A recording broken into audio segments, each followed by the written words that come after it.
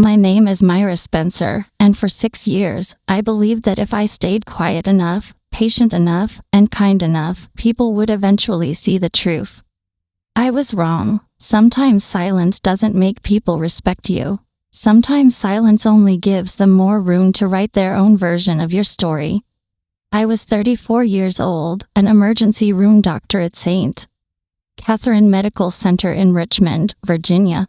My job was saving people on their worst days. I held strangers' hands while they received life-changing news. I comforted families during impossible moments. I had learned how to stay calm when everything around me was falling apart.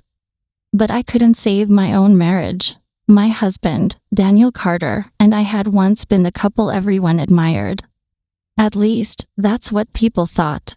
We met during residency. He was charming, funny, and had a way of making every room feel brighter when he entered it. I was the serious one, always studying, always planning, always trying to become the best doctor I could be. Daniel used to tell me he loved that about me. "You don't just dream, Myra," he would say. "You build things." I believed him. For the first few years, I thought we were building a life together. Then came the questions. First, they were gentle. "When are you two thinking about having kids?" Then they became expectations. "Daniel would make such a wonderful father." Then they became accusations. "Maybe you work too much." Those words came from his mother, Evelyn Carter. Evelyn had never liked that I was independent. She wanted a daughter-in-law who would ask her permission before making decisions. Someone who would spend weekends baking pies, decorating the house, and talking about grandchildren. Instead, she got me. A woman who worked 12-hour shifts. A woman who had her own opinions. A woman who refused to apologize for existing. At first, I tried. I went to family dinners even after exhausting shifts. I smiled when Evelyn criticized my cooking. I listened when she explained how real wives behaved. I thought love required compromise. But Evelyn didn't want compromise. She wanted control, and Daniel slowly started changing. The man who once defended me began staying silent. The first time I noticed it, we were at his parents' house. Evelyn was looking through old family photos. She smiled sadly and said, "I always imagined Daniel's children would be running around this house by now." The room went quiet. I looked at Daniel, waiting, hoping. I thought he would say something. Maybe, "Mom, that's not fair." Or, "We're happy with our life." Instead, he just looked down at his plate. That silence hurt more than any insult. Because I realized I was alone. A year later, Daniel and I started seeing doctors. Not because we were desperate. Because we wanted answers. The tests were complicated. Stress, timing, health factors, there were many possibilities. But Evelyn didn't care about possibilities. She wanted someone to blame. And somehow, that person became me. She told relatives I was too focused on my career. She told neighbors I was cold. She told Daniel he was sacrificing his future by staying married to me. And the worst part, Daniel started believing her. Our arguments became different. Before, we argued about normal things. Bills, schedules, dinner plans. Now every argument ended with the same sentence. "My mother has a point." I never thought 4 words could destroy a marriage. But they did. The final betrayal came from someone I never expected. My best friend, Lauren Mitchell. Lauren and I had been friends since medical school. She knew everything about my life. She knew my fears, my dreams, my struggles. She was the person I called when my marriage was falling apart. Or at least, I thought she was. The day Daniel asked for a divorce, I came home early from the hospital. I remember walking into the house and seeing his suitcase by the door. My heart immediately knew. My mind refused to accept it. "Daniel," I called. No answer. I walked into the living room. He was sitting there, calm, too calm. "We need to talk," he said. Those words always mean something terrible. I stood there holding my hospital ID badge, still wearing my scrubs. "I can't do this anymore, Myra." I laughed, not because it was funny, Because sometimes your brain doesn't know how else to react. Do what? Live like this. Like what? He looked away, like we're pretending everything is okay. I stared at him. We could fix things. I don't think we can. Then he said something I will never forget. I want a different life. A different life. As if our marriage was a jacket he had grown tired of wearing. I signed the papers. I didn't beg. I didn't fight. Everyone expected me to. But after 6 years of being blamed for everything, I had nothing left to prove. 3 months later, I learned the truth.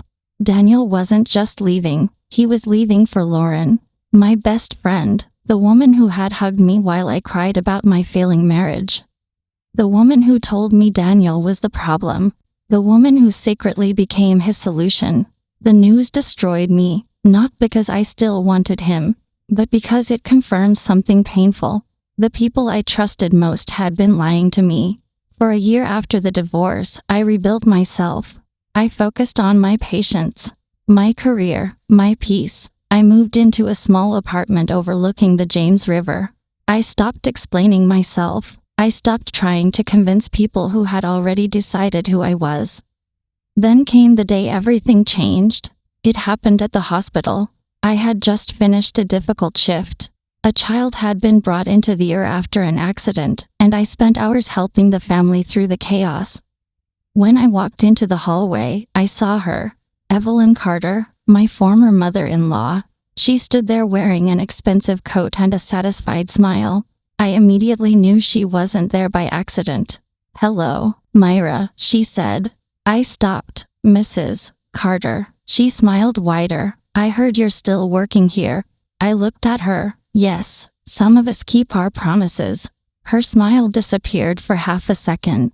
Then she laughed, still so dramatic. I said nothing. She stepped closer. "You know, I always knew Daniel would realize the truth eventually." I felt my jaw tighten. "What truth?" She looked me directly in the eyes. "That leaving you was the best decision my son ever made." There it was, the sentence she had probably practiced. The sentence meant to hurt me. A year ago, it would have broken me. But she didn't know something. I was no longer the woman she left behind. I simply looked at her and asked, "Are you sure you want to say that here?"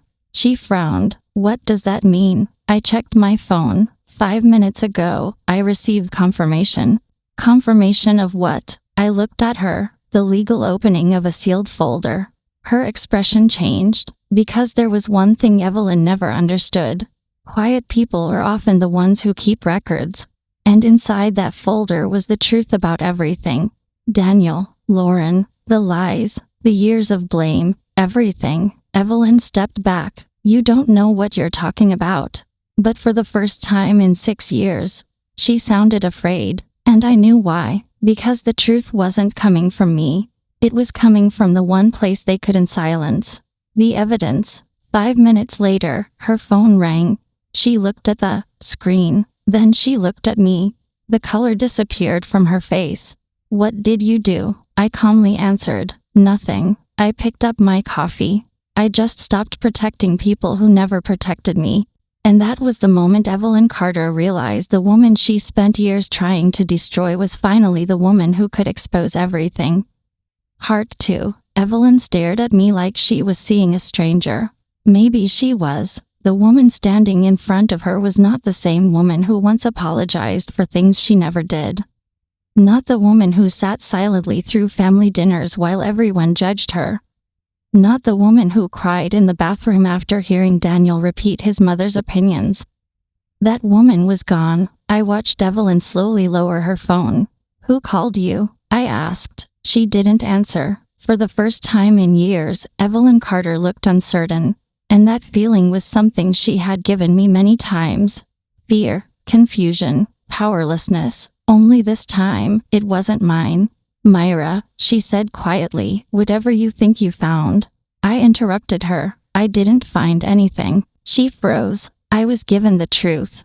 Her lips pressed together. The hallway around us continued moving. Nurses walked by. Doctors rushed between rooms. Patients waited for answers. Life continued. But for Evelyn, everything had stopped. A year earlier, after my divorce was finalized, I received a letter from an attorney named Richard Hayes. I almost threw it away. I assumed it was another reminder of the life I lost. But something about the envelope made me stop. It had my name on it. Not Mrs. Carter, not my old married name. My name, Myra Spencer. Inside was a short letter. Ms. Spencer, I represent the late Thomas Spencer, your father-in-law. Thomas Carter was Daniel's father. The quiet man, the man who rarely spoke. The man who always looked uncomfortable when Evelyn criticized me. He had passed away 6 months after my divorce. The letter said he left behind a sealed personal file, a file that could only be opened after my divorce was complete. I didn't understand. Why would Daniel's father leave something for me? We were never close. But then I remembered something. One night, during the worst period of my marriage, Thomas found me sitting alone outside their house. I had been crying. I thought nobody noticed, but he did. He sat beside me and said, "Myra, I have lived with Evelyn for 40 years. I looked at him. What does that mean? He sighed. It means I know the difference between a person who is wrong and a person who is being blamed. I never forgot those words. But I never knew he was keeping evidence. The day after receiving the letter, I met Richard. He placed a folder on the table. Your father-in-law wanted this opened only after the divorce. Why? Richard looked serious. Because he believed Daniel would never leave you if he knew the truth. My hands went cold. What truth? Richard opened the folder. Inside were documents, messages, financial records, medical reports, and one handwritten letter from Thomas. I read it slowly. Myra, if you are reading this, then my greatest fear has happened. Daniel chose to leave. I am sorry. I should have spoken sooner. I stopped reading, because I already knew what came next. The person who had the truth had stayed silent, just like everyone else. But then I kept reading. Your inability to have children was never proven to be your fault. The private medical records Daniel showed his mother were incomplete. The full results showed something different. I stared at the paper. Different, Richard explained. Daniel's medical evaluation showed a fertility issue. The room went silent. For 6 years, 6 years, everyone blamed me. My career, my stress, my body, my choices. But the truth was sitting in a file. The truth that could have saved my marriage. The truth they hid. I looked at Richard. Why would Daniel hide this? Richard hesitated. Because the doctor who reviewed the records was a friend of your mother-in-law. My heart sank. Evelyn didn't just blame me. She built the lie, and Daniel allowed it. But there was more, much more. The messages between Daniel and Lauren. They started months before the divorce. Months before Daniel told me he was unhappy. Months before he said he needed a different life. I read every message, every excuse, every lie. Lauren wrote, "She still believes we can fix things." Daniel replied, "She always believes that." I had to stop reading. Not because I was surprised. Because I finally understood. I wasn't losing a marriage. I was escaping a story they had written about me. The final document was the most important. A statement from Thomas. He had recorded conversations with Evelyn, not secretly to hurt her, but because he feared what she was becoming. In one recording, Evelyn said, "Once Daniel leaves her, everyone will know she failed." Another, "People need someone to blame." That sentence stayed with me. People need someone to blame. And for years, I was that person. After Richard finished explaining everything, he asked, "What do you want to do?" I expected anger. I expected revenge. But I felt something else. Peace. Because the truth had finally arrived. I didn't need to destroy them. I just needed to stop carrying their lies. Which brought me back to that hospital hallway. Back to Evelyn. After her phone call, she whispered, "Richard Hayes contacted me." I nodded. Yes. Her eyes narrowed. "You planned this." I shook my head. "No, Evelyn." I looked at her calmly. "Thomas planned this." For once, she had no answer. She looked away. Then she said, "My son loved you." I almost laughed. Your son loved the version of me that never challenged him. Her face softened slightly. Maybe guilt appeared, maybe regret, but it was too late. Daniel made mistakes, she said. I looked at her. No, she swallowed. Excuse me. Daniel made choices. The difference mattered. Mistakes happen. Choices reveal people. That afternoon, Daniel called me. I hadn't spoken to him in months. I almost ignored it, but I answered. Hello. There was silence. Then, Myra. His voice sounded different, older, tired. I heard about the folder. I looked out the hospital window. The sun was setting over Richmond.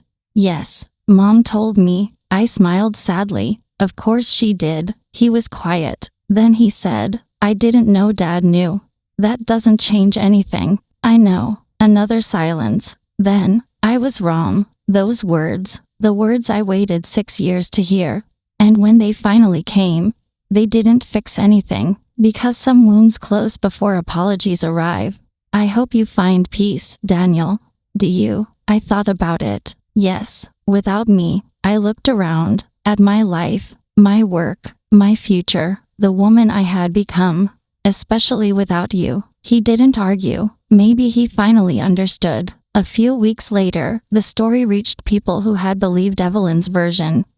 Not through gossip, not through revenge, through facts, the medical records, the statements, the evidence, the truth. Some people apologized, some avoided me, and honestly, I stopped caring, because my worth was never something they had the authority to decide.